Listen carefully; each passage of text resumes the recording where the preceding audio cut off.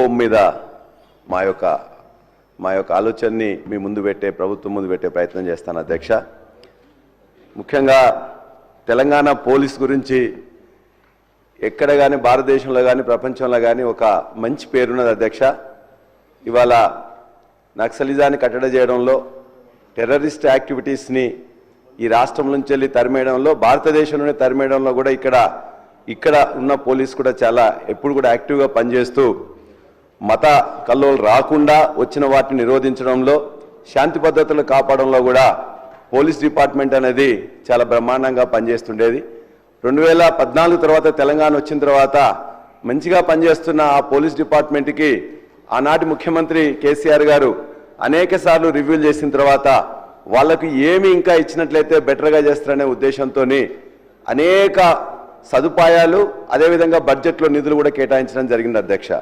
అందులో కొన్నిటిని మీ ముందు పెట్టే ప్రయత్నం చేస్తాం.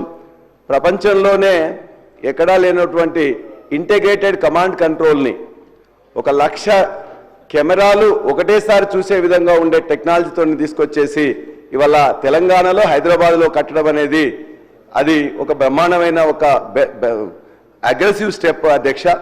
అదేవిధంగా మొత్తం పోలీస్ స్టేషన్స్ అన్నింటినీ కూడా మోడర్నైజేషన్ చేశారు అధ్యక్ష. ఈ మధ్యకాలంలో నన్ను ఒక 7-8 సార్లు అరెస్ట్ చేస్తే జనగామ పోలీస్ స్టేషన్, అదేవిధంగా ఇక్కడున్న రాయదుర్గం, ఆల్వాలు, చాంద్రాయణగుట్ట, నార్సింగి, అదేవిధంగా గచ్చిబౌలి పోలీస్ స్టేషన్లో నన్ను పెట్టింది అధ్యక్ష. ఎక్కడ పోయినా పోలీస్ స్టేషన్ లాగా లేవు అధ్యక్ష. అదొక ఐటీ కంపెనీలో ఉండే ఒక ఆఫీస్ లాగా ఉన్నది తప్ప అందులో ఉండే ఫైలింగ్ సిస్టమ్ కానీ, తర్వాత స్టాండర్డ్ ఆపరేటివ్ ప్రొసీజర్స్ ఏదైతే ఉన్నాయో SOPs ఫాలో అవడం కానీ, నేను పోయిన తర్వాత అరెస్ట్ అయింది మర్చిపోయి మొత్తం కూడా ఇవన్నీ తెలుసుకోవడానికి అంటే కేసీఆర్ గారు వారికి ఇచ్చిన సదుపాయాలను ఏ విధంగా బ్రహ్మాండంగా ఉపయోగించి కేసులన్నింటినీ త్వరితగతిన చేసుకోవడానికి ఏ విధంగా ఆ యొక్క మెకానిజాన్ని ఉపయోగించుకుంటుందో అర్థమైంది అధ్యక్ష.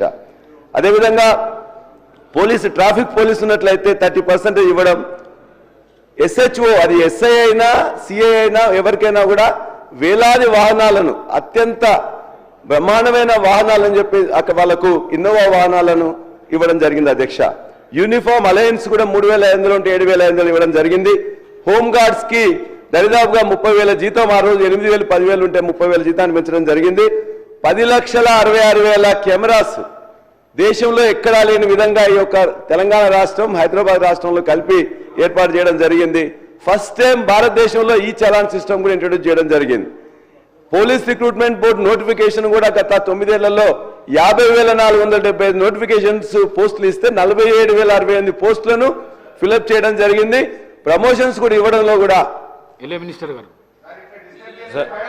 సార్ ఇప్పుడు నేను గౌరవ సభ్యులను అపీల్ చేస్తా ఉన్నాను అధ్యక్ష. డిమాండ్స్ 25-26కు సంబంధించింది. వారు 2014-15 నుంచి మొదలు పెడితే సార్ ఎట్లా సార్ డిమాండ్స్ ఈ సంవత్సరానికి సంబంధించి ఈ సంవత్సరంలో ప్రజెంట్ చేసిన డిమాండ్కి సంబంధించి ఇది బాగుంది, ఎక్కువ కావాలా తక్కువ కావాలి, ఇది చేయాలని చెప్పాలి. కానీ మొత్తం హిస్టరీ చరిత్ర చెప్పుకుంటూ పోతే సమయం సరిపోదు అధ్యక్ష. అప్పుడు ఆనాడు ఆ రోజు పెట్టిన డిమాండ్ సందర్భంలో గౌరవ సభ్యులందరూ కూడా మాట్లాడినారు. దయచేసి అందరూ సహకరించమని కోరుతా ఉన్నా.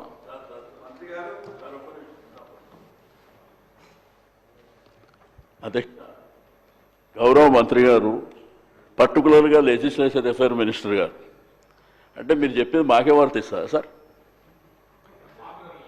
లేలే మాకే వర్తిస్తుందా అంటే శాసనసభలో అందరి సభ్యులకు వర్తిస్తుందా?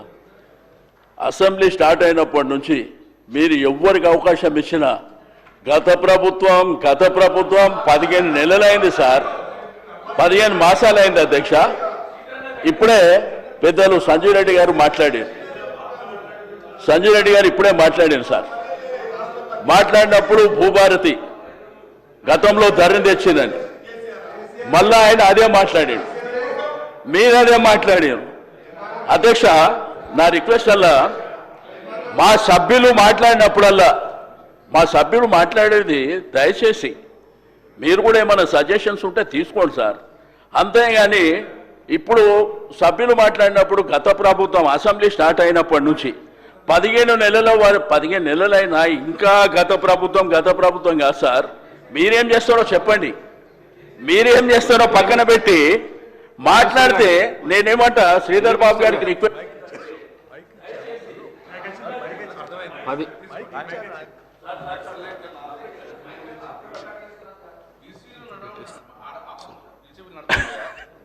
దయచేసి నేను శ్రీధర్ బాబు గారు రిక్వెస్ట్ చేసేది ఏంటంటే మాకు చెప్పే ముందు సభకు చెప్పండి సార్, అందరు సభ్యులకు కూడా చెప్పండి. ఏదైతే మీరు పద్ధతుల మీద మాట్లాడేటప్పుడు కానీ బిజినెస్ మీద ఏది మాట్లాడినా కానీ మీరు కూడా పదే పదే చెప్తారు సార్. క్వశ్చన్ అవర్ మాట్లాడినా లేకపోతే పద్ధతుల మీద మాట్లాడినా మీరు సబ్జెక్ట్కు కన్ఫైన్డ్ అయి మాట్లాడాలని మీరు కూడా చెప్తారు. అది అందరికీ చెప్పండి, లేకపోతే మీరు స్టాండింగ్ ఇన్స్ట్రక్షన్స్ ఇవ్వండి సార్. అందరూ అంతవరకే పరిమితంగా మాట్లాడాలని చెప్పి మీరు చెప్పండి.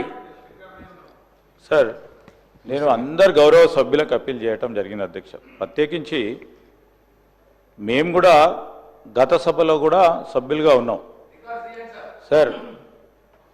ఆనాడు తెలంగాణ రాష్ట్రం రాకముందు ఉమ్మడి ఆంధ్రప్రదేశ్ రాష్ట్రానికి సంబంధించిన అనేక అంశాలు 10 సంవత్సరాల కాలం పాటు మాట్లాడారు మా ప్రభుత్వంపై. మొత్తం 10 సంవత్సరాల కాలం పాటు అధ్యక్ష ప్రభుత్వం వారి చేతిలో ఉన్న 2-3 సంవత్సరాలు దాటిపోయినా ఈరోజు మేము ఏం చేస్తా ఉన్నామంటే మా సభ్యులు కూడా మాట్లాడేది అధ్యక్ష, 14 నెలలు గడిచిన తర్వాత కంపారిటివ్ మీరు ఈ విధంగా చేసిండ్రు, మేము ఈ విధంగా చేయబోతా ఉన్నాం, మార్పు తీసుకురాబోతున్నాం అని చెప్పడం జరుగుతూ ఉంది తప్ప వారు మొత్తం స్టాటిస్టిక్స్ చెప్తా ఉన్నారు సార్. 2014 నుంచి స్టాటిస్టిక్స్ మొదలుపెట్టారు. దానివల్ల సమయం వృధా అవే ప్రమాదం ఉంది. దయచేసి ఈరోజు కూడా మళ్ళొకసారి అందరినీ కూడా కోరుతా ఉన్నాను, వరకు 5 o'clock వరకు పూర్తి స్థాయిలో మన డిమాండ్స్ పై కూడా చర్చ కంప్లీట్ చేసుకొని డిమాండ్స్ పాస్ చేసే సందర్భంలో సభ్యులందరూ కూడా సహకరించమని కోరుతా ఉన్నాం అధ్యక్ష. ఎందుకంటే నేను 2-3 రోజుల నుంచి 12-1 అవుతా ఉంది. మనతో పాటు అధికారులందరూ కూడా మళ్ళా నెక్స్ట్ డే వాళ్ళకున్న సంబంధించిన ఫంక్షనాలిటీస్లో కూడా ఇబ్బంది జరుగుతున్న సందర్భంలో అన్ని దృష్టిలో పెట్టుకొని సభాపతి గారికి సహకరించాల్సిందిగా కోరుతా ఉన్నాను.